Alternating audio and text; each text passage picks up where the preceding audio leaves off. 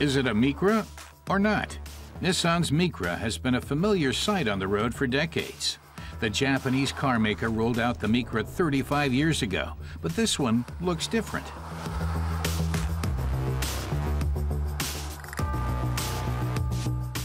The Micra has been around since 1982, says car test Emmanuel Schaefer, but Nissan has been unhappy with its sales figures, and so it decided to make some changes in the new 5th generation.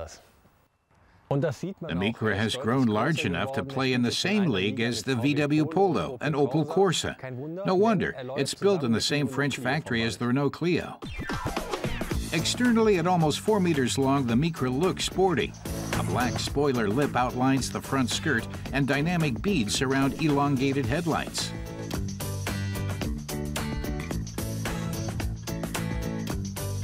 Short overhangs in front and back. And black side moldings stress the car's length. The asymmetrical taillights are real eye-catchers, artfully integrated in the body. The new Micra has a roof spoiler and a diffuser with a brake light integrated in the middle, as in a race car.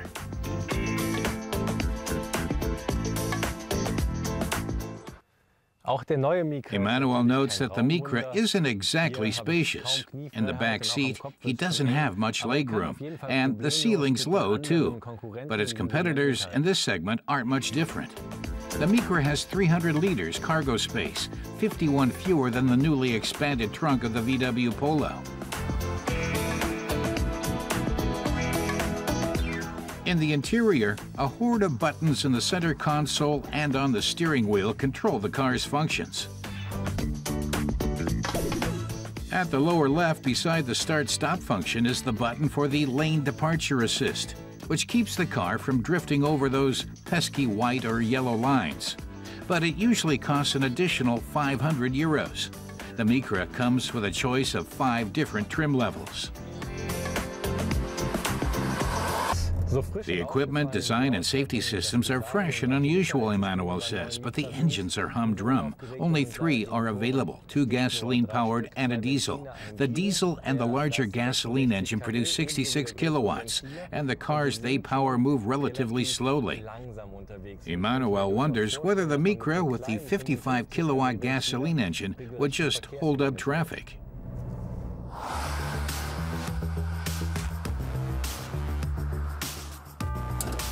We're testing the variant with a 1.5-liter diesel engine. At 2,000 RPMs, it achieves a maximum torque of 220 Newton-meters, which gives it a bit more pickup than either of the gasoline-powered versions. But even it needs 11.9 seconds to move from 0 to 100 kilometers an hour. In compensation, our version with the start-stop function is supposed to burn just 3.5 liters of fuel per 100 kilometers. The interior of the new Micra is much less noisy than its predecessor, but Emmanuel still wouldn't call it quiet and comfortable. As soon as you drive faster, the wind outside is loud, and the engine has to work hard, and that's loud too. In sum, the new Micra is more for design fans than for sporty drivers.